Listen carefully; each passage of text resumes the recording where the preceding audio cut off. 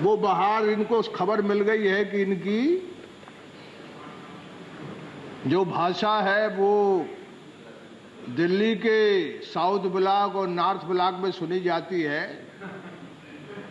दिल्ली के कुछ सीमित लोगों में जो भाषा चलती है उसने भी देश को बहुत बर्बाद किया है। बहुत बड़ी लंबी बात नहीं है। बहुसंख्यक समाज किसानों का आपकी जीडीपी में 16.6% देता है, और ये जो खुदरा व्यापार में लगे हुए लोग वो आपसे रोजगार नहीं मांगते। आपसे ये वो नागरिक हैं इस देश के जो हाथ नहीं फैलाते, अपने पुरुषार्थ से, अपनी मेहनत से इस देश की जीडीपी में 12.4% ऐड करते हैं। और ये लोग लगभग जो है वो 85% लोग हैं। देश 85 है या 15%? जो बहुसंख्यक लोग हैं उनके बारे में कपिल सिब्बल जी ने कल बड़ी जोरदार बात कही। मैं जिस पक्ष के लोगों ने बोला है वो मैं मानता हूं कि देश की जनता के पास खबर चली गई है कि क्या सवाल इधर का है, क्या सवाल आपका है। आपने कहा कि वॉलमार्ट में, केयरफोर में एंड टेस्को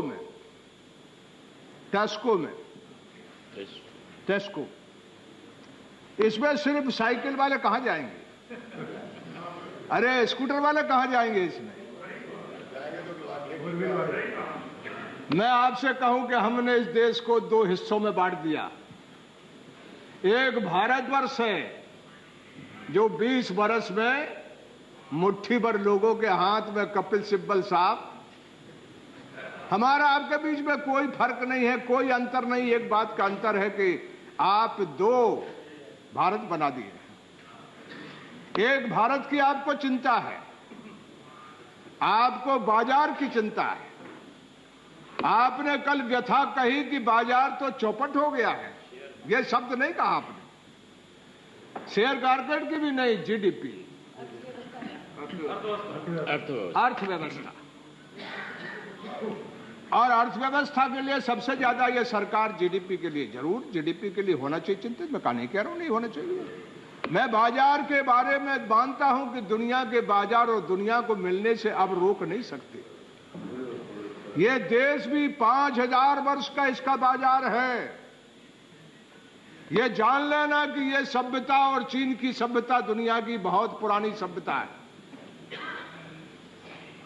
यह भी जान लेना कि कभी यह देश इतिहास के सबसे ऊंचाई पर था। आज हम देश के या दुनिया की सबसे ज्यादा हम नापते हैं जीडीपी से, हम नापते हैं इंपोर्ट से। मापना चाहिए। हम नापते हैं रुपया ऊंचा बढ़ा के नहीं डॉलर के मुकाबले, लेकिन रुपया थमता नहीं, नीचे गिर रहा। इंडस्ट्रियल ग्रोथ जो है वो आपका, जिसकी बड़ी तारीफ में आप बोल रहे थे, वो तो घट रहा। और आपने भाजपा चिंता रखा है कि बाजार ठप हो गया है, ये सब चीजें बर्बाद हो गई है, तबाह हो गई है, और अर्थशास्त्र को, इकोनॉमी को बचाना है। तो इकोनॉमी जो है वो 85%, जो 85% लोग इनके ही सर पे होगी। आपको बाजार से किसी ने रोका, न्यूक्लियर डील पे रोका था हमने। और ये जो एफडीआई है इस पे हमने रोका। आप ठीक कह रहे थे, सुषमा जी ने जो बात कही, लेकिन आप जो है वो ठीक से सच नहीं कहे उसमें। हम यदि आपकी सरकार गिराना चाहते तो तृणमूल कांग्रेस ने नो कॉन्फिडेंस मोशन लाया था, हमने क्यों नहीं गिरा?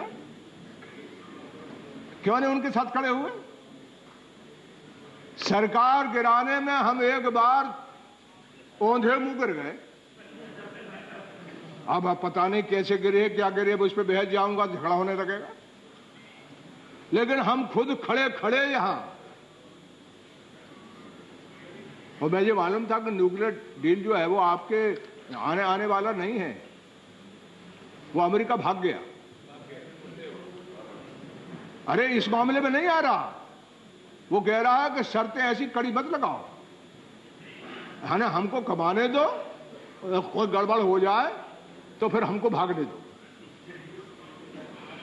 इसी तरह से हम तो फेल हो गए थे। हम क्यों चाहते कि नो कॉन्फिडेंस मोशन आए? आप कह रहे थे कि वहां बैठना चाहते हैं, इच्छा तो हमारी है बैठने की, लेकिन ऐसी इच्छा नहीं जैसे कोई आपकी इच्छा नहीं है। आप खाट पे बैठेंगे क्या? आप तकत चाहते हैं क्या?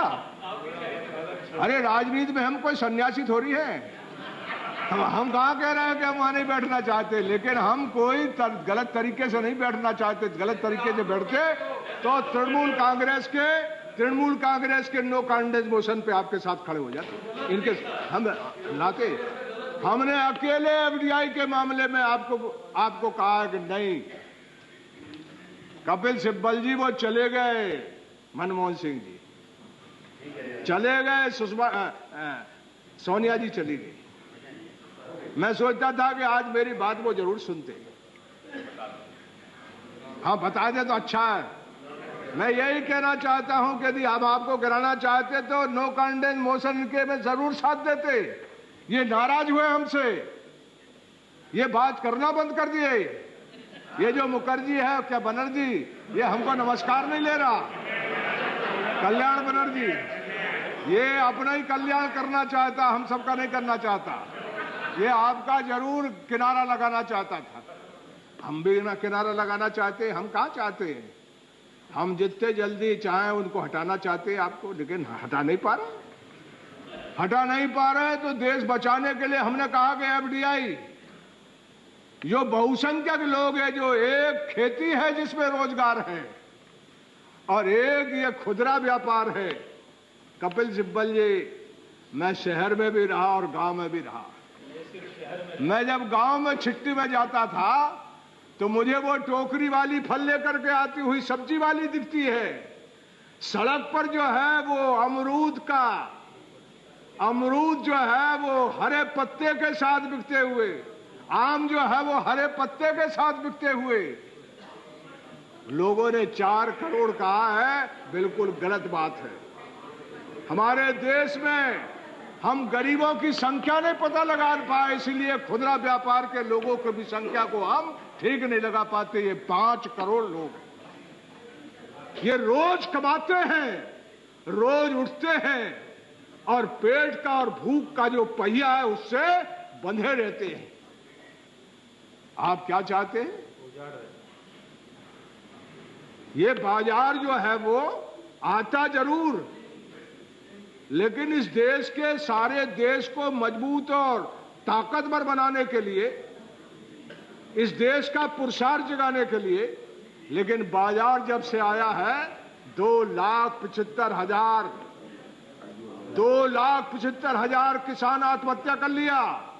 अध्यक्ष जी, हिंदुस्तान के इतिहास में भूख से मौत हुई है, लेकिन आत्महत्या करके किसान सबसे ज्यादा सहने और बर्दाश्त करने वाला लोग है, जो हर तरह के मौसम में अपना जीवन जीता है, लेकिन मरने के लिए, आत्महत्या के लिए तैयार नहीं होता था। आपका बाजार के लिए 20 साल से आप कर रहे हो। कपिल सिब्बल जी, सरकार के लोगों, आपने सिर्फ मुट्ठी भर लोगों को संपन्न बना दिया है, जिनके लिए वालमार्ट लाना चाहते हो। वालमार्ट यहां सेवा करने नहीं आ रहा। कमलनाथ जी, वालमार्ट सेवा करने नहीं आ रहा। मैं नहीं मानता कि सेवा करने ना, कमाने के लिए आ रहा। विन विन सिचुएशन है। जरूर आप लाइए सब तरह से, आप इन 85 करोड़ के रोजगार को हाथ डालने की जगह किसी चीज में भी लाइए। मैं बाजार के खिलाफ नहीं हूं। मैं चाहता हूं कि यह बाजार दुनिया को, यूरोप को और अमेरिका को मजबूत करता है। 500 साल में, 400 साल में उन्हें ये बहुत खूबसूरत कमल उगाया है, यूरोप और अमेरिका। आप भी कमल उगाना चाहते हैं इस देश में, दुनिया में? अरे कमल कीचड़ में पैदा होता है। आप कमल कीचड़ में पैदा होता है। आप, कपिल सिब्बल साहब कल कह रहे थे कि कार वाले जाएंगे वहां। अरे कार वालों को सब्सिडी दे रहे हो आप डीजल में? अरे आप क्यों मुंह बना रहे हैं? सब्सिडी दे रहे हो डीजल में, डीजल में सब्सिडी दे रहे हो। जितनी किसान को देते हो उतनी आप एसयूवी में दे रहे हो। ये जयपाल रेड्डी बैठे हैं, इनकी गर्दन दे करके आपने बाहर निकाला, इसी बाजार के लिए निकाला आपने। आप कितना ही इसको मना करिए, लेकिन जो सच्चा है, जो देश बनाता है, उसे आप धक्का मारते हो। हमको भी आप कमलनाथ ये आप जीत सकते हो इस मोर्चे पे, मोर्चा जीतोगे, संग्राम नहीं जीतोगे। अंतिम लड़ाई हमारी होगी और हमारी जीत होगी।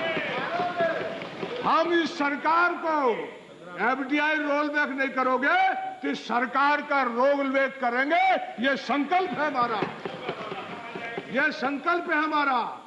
और हम आकर के यदि इसी तरह का गुनाह करेंगे तो जो आपकी दुर्गति वो हमारी दुर्गति है। आपने कहा ना कि हमने बहुत से काम किए जिनकी याद दिलाई, तो हमको सजा मिल चुकी है। सुषमा बैठी अपोजिशन में, अडवाणी जी बैठे थे, वो प्राइम मिनिस्टर थे, शरद यादव थे, कहाँ बैठे? अब सिर्फ हम आपको कुछ नहीं है, हमारे पास गोली भर है। और याद रखना, बोली से दुनिया चल रही है, गोली से नहीं चल रही। आप जबरदस्ती कर रहे हो, आप जबरदस्ती कर रहे हो। और भारत बंद हुआ तो डीएमके हमारे साथ थी, वो चले गए डीएमके वाले। ये मायावती का दारा सिंह जी भी साथ था, लालू नहीं थे। ये तो कह रहा है मिठाई पे मक्खी भिनकती, अब मक्खी भाग जाएगी, बाल मार आएगा, मक्खी भाग जाएगी। ये मुलायम सिंह जी हमारे साथ थे। और निश्चित तौर पर भारत बंद में जब हमारे साथ थे तो हमारे मन में लालच था कि एफडीआई तो वापस हो जाए। नो कॉन्टेस्ट मोशन नहीं ला रहे थे, एफडीआई वापस करना चाहते। अभी आप 184 पे हम वोट नहीं कराएंगे, वापस ले लीजिए, वापस ले लीजिए। और जो आपने कहा था प्रणब मुखर्जी के माध्यम से, वो नेता सदन थे, नेता सदन भी चले गए, मनमोहन सिंह जी भी चले गए, हम भी चले जाएंगे।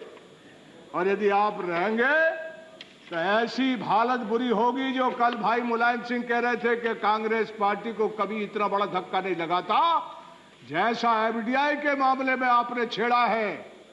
याद रखना, हिंदुस्तान 1700 ईस्वी तक दुनिया के सबसे बड़े बाजार के सिरे पर था।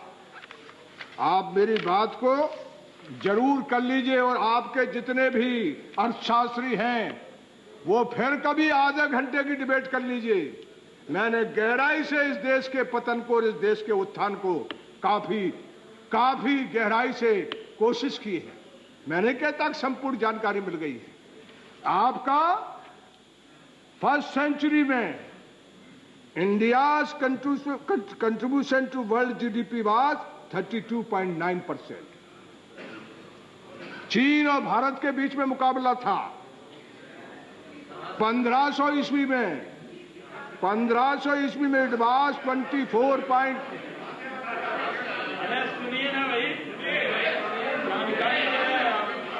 क्या हो गया? अरे नहीं सुनिए, अरे भाई हम अकेले निपट लेंगे, वो क्या बोल रहे हैं? ये 1500 ईस्वी में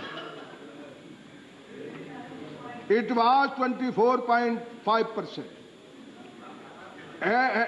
At the second position, the first position was of China at 25%.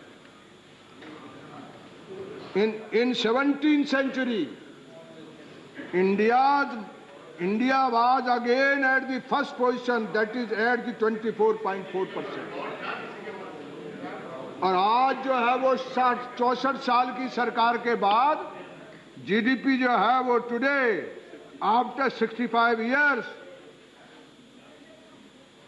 brought down country's GDP to 5.5 लिखा था और घट गई।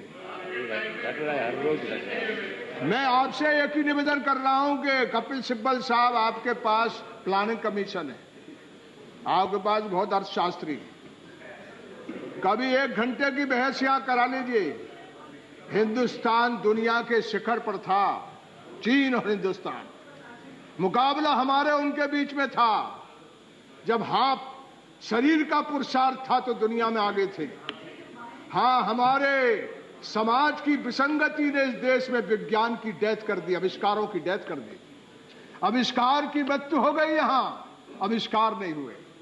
यूरोप का कमाल है कि सारे आविष्कार वहां हुए, और उस आविष्कार के चलते ईस्ट इंडिया कंपनी आई, और ईस्ट इंडिया कंपनी आई, उसके बाद ये बाजार है वो चौपट और बर्बाद हुआ। ये वेस्ट इंडिया लाने का काम कर रहे हैं। मैं नहीं कह रहा कि ईस्ट इंडिया कंपनी, मैं कह रहा हूं ईस्ट और वेस्ट मेल से आगे बढ़े। इंसानियत का जज्बा दोनों के अंदर होना चाहिए। बाजार का मतलब ये नहीं है कि मैं भी लूटूं और तुम भी लूटो, तो जो तना है, जो कमजोर है, वही लूटेंगे ना। हजारों बरस में इस देश में यही हो गया ईस्ट इंडिया कंपनी के बाद कि जो गरीब है, जो हाथ से काम करता है, इस देश के हाथ के कमाल में यह था कि दुनिया के वेस्टर्न एशिया और वेस्टर्न यूरोप में हमारा बाजार जो है वो चारों तरफ फैला हुआ था, चीन और हिंदुस्तान का। लेकिन उस समय विज्ञान का, आविष्कार का इतना खेल नहीं था। हमारे सारे युद्ध हमने विज्ञान पे हारे हैं, सारे युद्ध हमने विज्ञान पे हारे हैं। दुनिया में इससे बड़ी त्रासदी कभी नहीं रही। एक बार चाणक्य और चंद्रगुप्त ने हमलावर के घुटने टिकवाए थे, इसके बाद कभी ऐसा मौका नहीं आया। अरे भाई, क्यों आप एकदम साथ बोल देते हो? हमको टोकोगे तो बात बिगड़ जाएगी, हम आपको टोकेंगे? हम तो किसी को टोकते नहीं, आपको मालूम, सीधे बैठते। सीधी बात मैं कह रहा हूं, क्यों ऐसा हुआ? ये 85% लोगों को हमने जब से कमजोर किया है, भारत कहीं नहीं टिका। हमलावर आया है, हार के नहीं गया, लूट के गया। जिसके मन में आया वह राज किया, जिसके मन में आया वह राज किया। मैं नहीं कह रहा कि जो राज करने वाले वो देशी और विदेशी है, मैं नहीं मानता इसको। हमारा भगवान का रंग सांवला है। इस देश के जेनेटिक साइंस में सांवला आदमी पैदा हो सकता है, लेकिन जो दूसरे बाहर से आ गए लोग, उसमें कोई फर्क नहीं पड़ता। रंग की चमड़ी से नहीं। कल एक दिन ऐसा आ सकता है कि आप FDI चमड़ी में भी ले आए, कहे कि नहीं हम सांवले हैं, गोरे कर दो, माइकल जैक्सन जैसा गोरा हो जाएंगे। अरे कहां चल रहा है? को सभ्यता से इतना क्यों पसर गए हो, क्यों सोसर हो गए हो?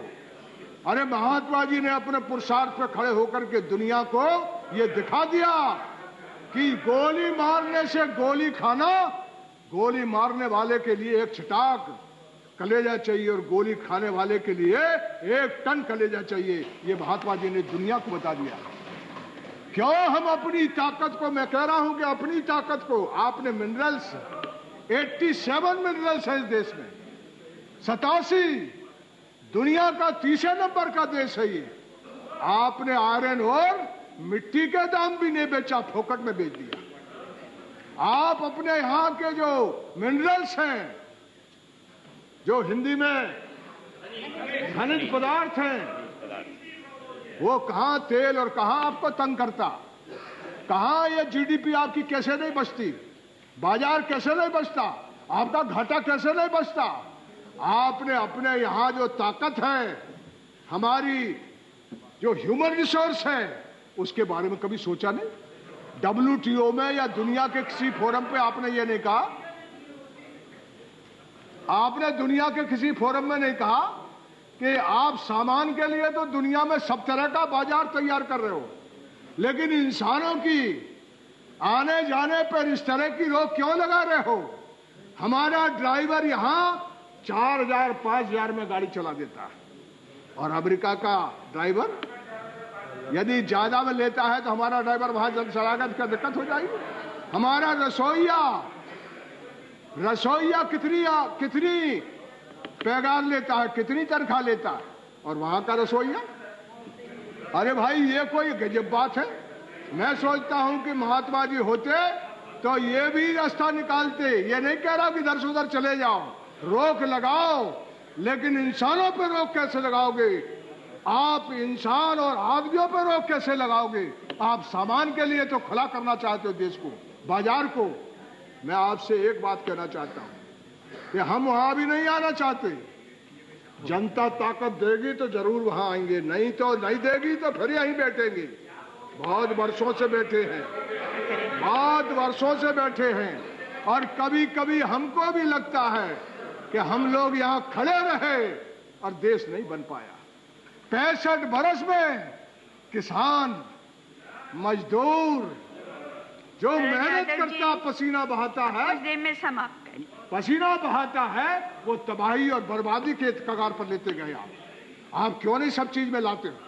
सब लोगों ने कहा, ये सुषमा जी ने कहा, कौन कहता है हम बाजार वाले हैं, बाजार के खिलाफ हैं? बाजार को रोक भी नहीं सकते। आपका बाजार 5,000 वर्ष पुराना है। वो बाजार कितने बरस का है? और वो बाजार विज्ञान और आविष्कार पे आगे बढ़ गया, और इतना आविष्कार किया कि वो आकर के यहाँ सारे 100-350 राज्य जो है वो 3.5 महीने में जीत लिया। 3.5 महीने में आप वो बंद हो गया। अब उन्होंने नई तरीका निकाला। अब आपको मालूम है, आपके बारे में सारे अखबारों में कितना सर्टिफिकेट दे रहे थे। आपने एफडीआई जो है वो रिटेल में रोका। इसके ऊपर आपको रोज कह रहे थे कि आप खत्म, ये खत्म, आपका वो खत्म, अखबार लिख रहे थे। आप चिंतित हो गए, आपके मन में फपोला पड़ गया। और उनके जब से आपने एफडीआई लाए हो, वो आपके हर तरह से प्रसन्न हो गए। ये कह रहे थे सुषमा जी कि वो बाराक ओबामा जाता है, वो छोटी दुकान जा रहा है, छोटी दुकान जा रहा, वहां छोटी दुकान जा रहा, यहां बाजार खोलना चाहता। ये गजब बात है भाई, है? तो आप एक बात जान लीजिए, आपने बहुत कल वाजिब बात कही। अंत में कहना चाहता हूं कि कपिल सिब्बल ने, सबके भाषण तो ठीक है, कपिल सिब्बल ने सरकार का जो एक्सरे किया है, जो पर्दा उठाया है कि सरकार किस लाचारी में, रुपया डूब गया, एक्सपोर्ट घट गया, इंडस्ट्रियल प्रोडक्शन नीचे चला गया, जो घाटा है वो बढ़ते जाएगा, और ये जो है वो इस रास्ते से आ जाएगा, उसमें रोजगार आएगा। ये 40 लाख। अरे भाई, 65 बरस से आप किसान के भजन कर रहे हैं। आप ही नहीं, हम भी कर रहे हैं। 65 बरस से हम लोग गरीबी हटाओ, आम आदमी की सरकार, हम इंडिया साइनिंग कर रहे हैं। नहीं हुआ साइनिंग। नई गरीबी की जिंदगी बदली, किसान की जिंदगी जैसी खड़ी पहले थी वैसी आज है। ये आजादी किसान और मजदूर के हक में नहीं खड़ी हुई, ये आजादी तो आज यहां जाके खड़े हो गए कि हम टिस्को को और वालमार्ट को यहां दोस्त बना के लाना चाहते और कार वालों को बाजार देना चाहते। हमने 2 देश बना दिए।